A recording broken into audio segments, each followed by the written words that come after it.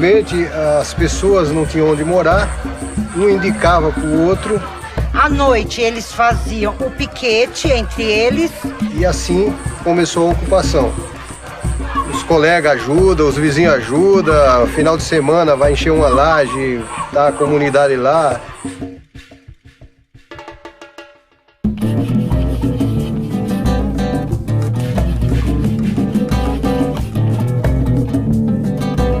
A ideia de fazer o vídeo, ela surgiu a partir da necessidade de ter mais um instrumento para a educação, tanto do pessoal de prefeitura como de população, principalmente a população. As áreas de risco, elas se formam porque a população normalmente ela não tem dinheiro, né? Ela não tem condições de habitar em um terreno que seja um terreno bom para a construção, então elas migram para essas áreas que sobram na cidade, né? Que são os terrenos mais baratos. Elas chegam a esse local, uma área de encosta, por exemplo. Os primeiros ocupam a parte de baixo, que é mais fácil de ser ocupada, e os últimos vão ocupar as partes mais inclinadas, as encostas. Para que você determine se uma área é de risco, você deve levar em conta pelo menos duas coisas. A primeira é o meio físico, a questão de geologia, dos solos, da inclinação das encostas, que é o relevo, e o problema da ocupação, o tipo de ocupação. Se eu tenho moradias de baixo padrão construtivo, elas são mais vulneráveis a ser atingidas por um escorregamento. Se eu tenho uma moradia de bom padrão construtivo, moradias de alvenaria, elas são mais resistentes, ou seja, menos vulneráveis, né, a ser atingida pelo processo. Quando você vai ter uma ocupação, a população faz uma escavação no talude natural, formando então o talude de corte. Esse material escavado é lançado na encosta, formando o aterro lançado.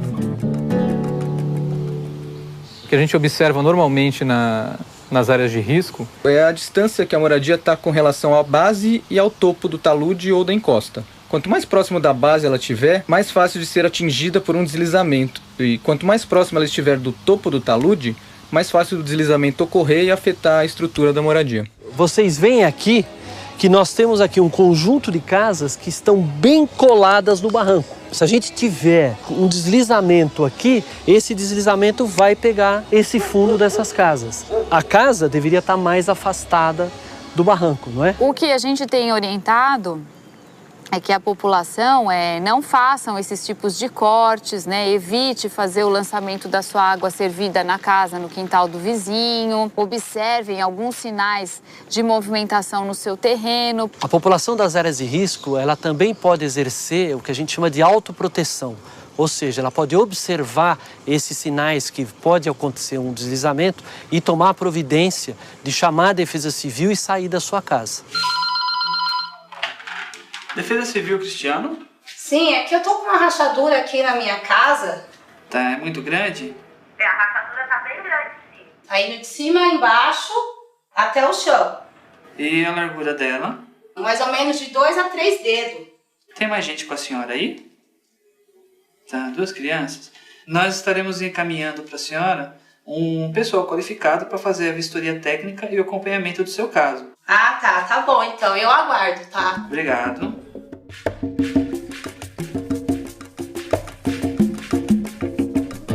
Boa tarde, tudo bem? Tudo bem. Sou Walter da Defesa Civil, você me chamou aqui pra...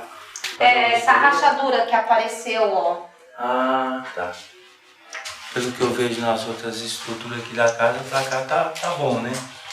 Agora, para esse lado aqui, acho que está comprometendo esse lado aqui, que deve estar movimentando para lá. Rodrigo, me fala uma coisa, a água de lavagem sua vai para onde? Onde é que você lança toda essa água? Tá. Pro canto aqui da casa? Pra frente do barranco? É uma situação bastante crítica em relação, para quem mora no morro. E começam a aparecer esses sinais, né? Uma rachadura, né? Então a gente sempre recomenda que se trabalhe com essa questão da água, essa água que está lançando no morro, não lançar mais. Como a água é o principal causador do deslizamento, você tem que cuidar daquela água que a pessoa usa na sua casa. E para isso você tem que fazer sistemas de drenagem eficientes que tirem a água do terreno e levem para a área, para a parte de baixo da encosta. O que a gente está observando aqui é o que a gente chama de lançamento de água servida em superfície. Normalmente o deslizamento ele se dá em época de chuva, pela água que se infiltra no solo e vai aumentando a sua umidade. E além dessa água da chuva, o esgoto lançado nas encostas, ele aumenta ainda mais a possibilidade desse deslizamento ocorrer. Quando você vai ter um deslizamento, o solo movimenta-se e descola da parte de cima da encosta. E aí você tem a formação do que a gente chama de trinca. Aí você pode ter uma trinca no solo, uma trinca no chão da casa ou uma trinca na parede da casa. Na verdade, a gente está mostrando, né, uma das principais evidências de movimentação de um terreno, né, de um barranco. Essa trinca tem uma espessura bastante razoável, né? Ela indica que toda essa porção do barranco, do talude, está descendo em direção ao rio, na proximidade, no limite com a moradia, né? A moradia está muito próxima à situação e a trinca teve uma evolução daquilo que a gente chama de degrau de abatimento, né? Quer dizer, há um deslocamento do terreno em função ao seu patamar aqui. Essa é a trinca da moradia, também uma das evidências de movimentação para deslizamentos. Então, sempre que a gente observar essas trincas, a gente pode ver até a abertura dela, é uma abertura relativamente grande, que indica que realmente o processo aqui de escorregamento está instalado e essa moradia está realmente se movimentando e a tendência é que ela continue descendo e vá desabar. Aqui eu sei que aqui é bem reto. Aqui já tem até aqui o piso tem uma lombadinha. Porque aqui você pegou a terra firme, não é? Agora aqui já foi como até que você puxou do próprio barranco e aterrou e ampliou aqui para frente para acontecer isso aí. Por isso que acontece. Tá. Normalmente a gente usa, quando a gente vai fazer a vistoria no local, a gente pega uma régua e faz um risco de assim, vertical, outro de cá. Aí você mede. Você pode colocar 20 centímetros aqui de um risco no outro.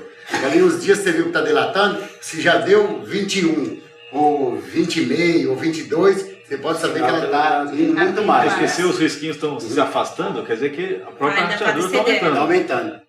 E aqui atrás, né, teve um deslizamento aí, houve desceu o material junto com a bananeira, né, estacionou aí. Mas a parede ali não tem problema nenhum. Só a bananeira que bateu ali que abriu um buraquinho, então que a gente vai usar aquele buraco para fazer uma janela. Em geral, a vegetação natural ela ajuda a proteger o solo, assim como as gramíneas.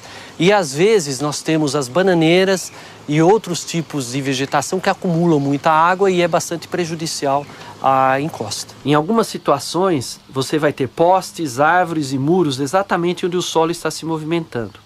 Quando eles inclinam, é uma forte evidência de que o deslizamento vai ocorrer. Você observando isso, tenha certeza que o seu terreno está movimentando e pode ter um deslizamento. Depois que ele ocorre, aquela marca que fica na encosta, onde a terra se desprendeu, é chamada de cicatriz. É muito importante observar se existem cicatrizes próximas da sua moradia. Isso é um forte indicativo de que outros deslizamentos podem ocorrer na sua área. A construção próxima dessas áreas deve ser evitada.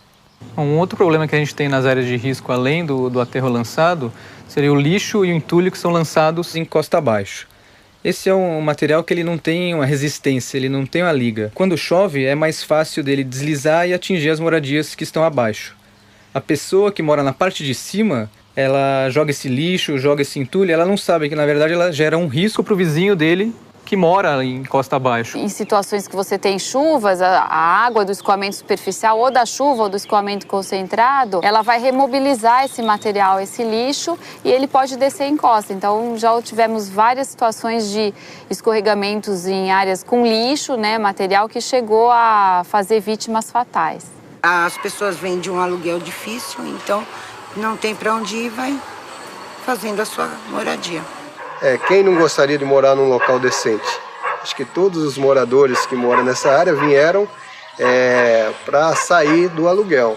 Acho que todos gostariam de morar num lugar sem risco, né? É claro que todo mundo deveria morar num lugar seguro. Mas se você já vive numa área de risco, lembre-se que existem maneiras de se autoproteger. Não faça cortes tão altos e inclinados no seu terreno. Afaste a casa o máximo possível do barranco. Lembre-se que não é só a água da chuva que causa deslizamento. Não jogue a água e o esgoto no seu terreno ou terreno do vizinho.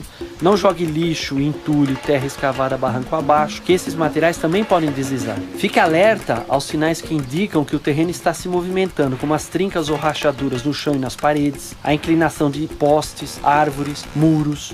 E o mais importante, em época de chuva, se você perceber que a sua casa está em risco, chame a Defesa Civil e saia imediatamente. Lembre-se que a vida é o bem mais precioso que você tem. Converse com a prefeitura da sua cidade, informe sobre os problemas que você observa na sua casa e no seu bairro. As áreas de risco são um problema dos moradores, dos governos e da sociedade como um todo. Para resolvê-lo, cada um tem que fazer a sua parte.